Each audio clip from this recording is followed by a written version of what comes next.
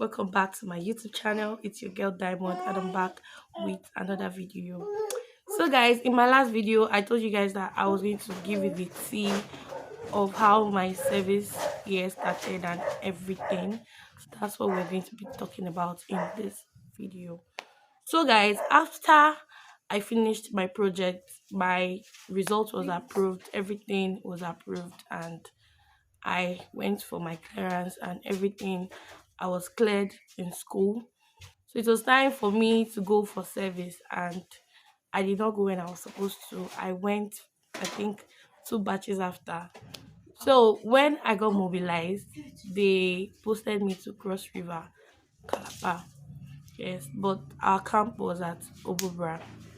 So when I was going to Cross River, I did not go by bus. I went by air, and it was a beautiful, beautiful experience because that was my first time on an airplane, and I was totally fine. I thought people said when they are taking off that it's always scary, blah blah blah. I don't know. Maybe it's different with international flights. I don't know. But for me, everything was fine. In fact, I prefer airplane than bus or car because I get car sick. I do not like car at all. So God should just provide for me. Let me just be using airplane. Let me just, in fact, even within Lagos, let me be using airplane.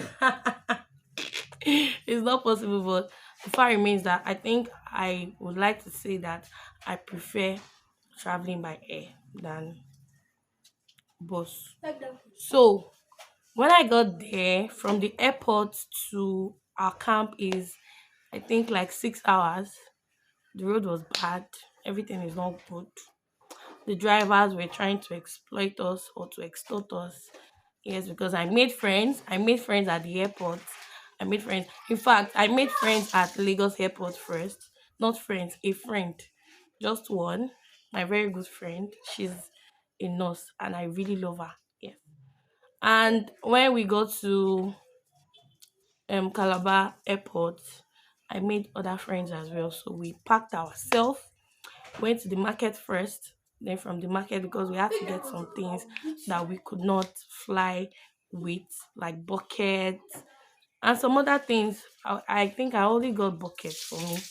Yes. But my other friends, which should I even call them friends? Because we don't talk anymore. We did not fight, nothing. We just stopped talking. I don't have their contacts. So I'll just say for that period we were friends. So they got some stuff and we now boarded a car and we went to the park. And when we got to the park, they were going to collect big money from us, this and that. I was so pissed, I was so mad because I just felt like so because I don't understand the language that you people are speaking, you guys just decide to be, wicked or cruel. When we already know they already put it on our platform, on our private platform that okay, this is the amount they are supposed to collect from us. So yes, that was that. So when we got to camp, the day we got to camp, it was super, super stressful. Everybody was like, they want to go and do their registration, blah, blah, blah. Me, I was still thinking about food because I was hungry. I did not take anything apart from what they gave us on the airplane. I did not eat anything. And I only ate that when we got down from the airplane, when we got to the airport. That was when I ate the snacks they gave us. So I was just looking for food. I was having serious headache. I'm like, you know what? If you people want to go and do your reg, no problem. But for me, I'm not doing any registration this night. I only did the ones that were compulsory. The one they said, okay, you must do this one today. So the remaining ones, they were like, they want to finish it up today, blah blah. I'm like, you know what? Me, I can't. Just leave me. And it was already night because we got to Calabar Airport. I think we left around 12 from Lagos Airport. We got there past one, 5 minutes past one. And yes, when we got down, went to the market. The market we spent I think like 2 hours. So around three, we're on our way to the bus park, and when we got there before they moved, it was around 4. So by the time we got to Obubra. It was around 9, I guess. Yes, it was around 9. So it was so difficult for us to, like, for me, not us, for me to like just say, okay, let me finish up my reg. So that day, I think you guys, that day when I saw the food that we were supposed to eat, the food that was made available for us, I was like, you know what, I'm not interested. I don't want. So I went to get something by myself and I ate it. And the next day, I went for my reg. So along the line, farm, I did not finish mobilization camp, abi orientation camp. I did not finish. I only spent a week and 4 days. Is it a week and 4 days or a week and 5 days? Yes. When it was a week, I think when it was sixth day that I got there, I started having severe headache. I was having mad headache that even if I use paracetamol, it's not going. I I did not have malaria, but I was using malaria meds because that was what I had at the time and it was not going.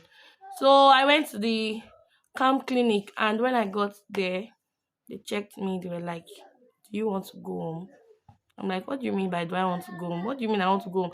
I came here, my dad gave me money to come here, and I'm here to do what every other person is doing. You're asking me, do I want to go home? Go home and do what? What are they doing at home? Who told you I want to go home? That was how I felt, and I did not understand why they were telling me, do I want to go home? So I was like, you know what? Let me just give me anything you can give me that will suppress this headache I'm feeling and allow me go. So the eighth day, the headache continued. The ninth day, a week, 2 days, 3 days, it was just increasing. This was the way I was holding my head. I was holding my head like this, up and down, the whole camp. And that was how later they were like, you know what? Every persons that are sick or that have one thing or the other at the clinic, because the clinic was starting to get too choked up and they wanted people to just go home. Since they are not feeling good, they should just go home and take care of themselves instead of staying in camp, and so they will be able to take care of themselves better anyways. So the state court was like, you know what, you people should just go. So the day they were trying to sort out people that will go home, so that was how they checked my file and they were like, you know what, this lady that has been coming for like 3 days that she's having headache and the headache is not going, just let's send her home.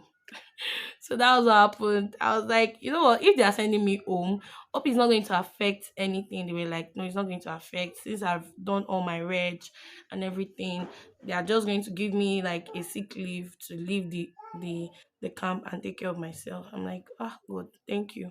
Because at this point, I did not want to go home, but the way I was feeling, I could not do the things my mates were doing because if they are running, I cannot run. If they are doing this, I cannot do it because I'm just holding my head like this. So you know what? Instead of me just being here doing nothing, okay.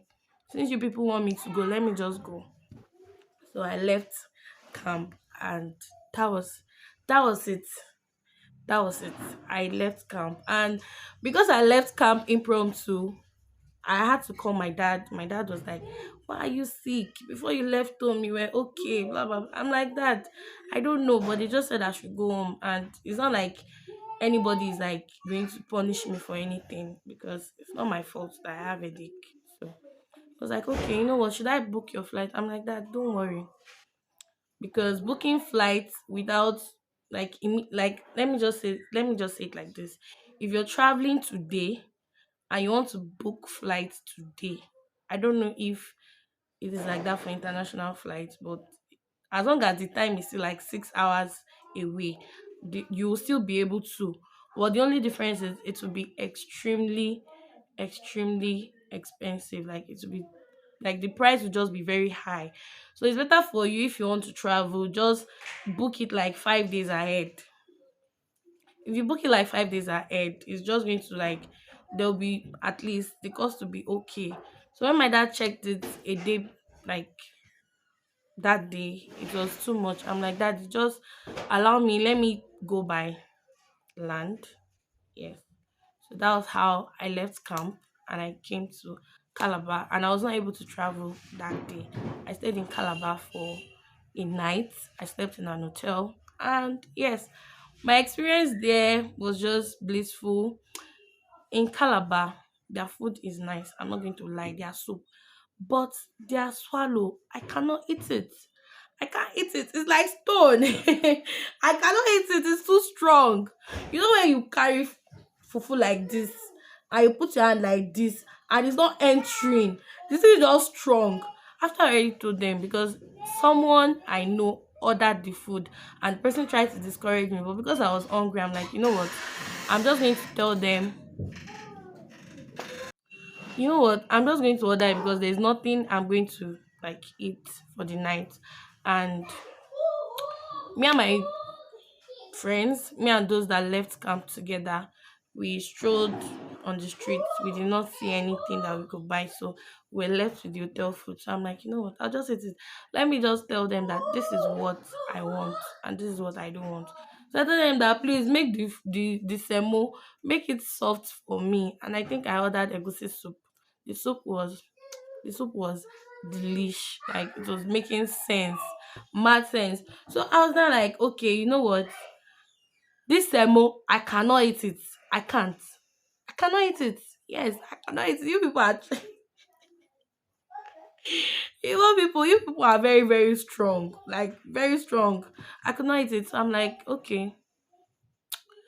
That was how that day, the next morning, I left Calabar and I went to Anambra.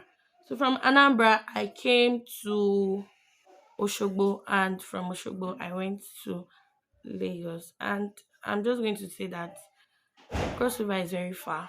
I don't think next time if I want to go there, I don't think I would like to go by land. I do not think so. Except I'm going to break my journey, because breaking my journey did not really make it like very stressful. It made it a bit easier for me. Yes. And yeah, Calabar is a very beautiful place to be. It's peaceful, it's lovely. The area is just calm. If you need inspiration, if you need peace and quiet, Calabar is for you. Yes. But then again, I applied for relocation when I was still on camp and it got approved. I applied to relocate to Lagos, but they did not approve Lagos. They approved Oshobo. So yes, that's why I'm in Oshobo. And it's been a really good experience so far. So if you guys want me to talk about some anything and anything, my experience in Oshobo, or just going deep into, I cannot really tell you people much about Calabar or Cross River generally because I did not stay there at all.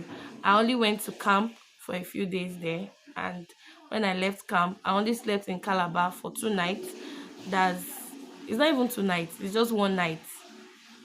And I was only at Calabar for 2 days. That's the first day I got to Calabar from the airport, and the last day I spent in Calabar when I was going to leave there and come back home.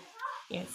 So, but if there's anything else you people want me to tell you or just to people about, please let me know in the comment section, and I'll be very happy to oblige. Especially my experience so far in Oshogbo, Osho State. Yes, I'll be willing to talk to you guys about it. And yes, that'll be all for now. Bye.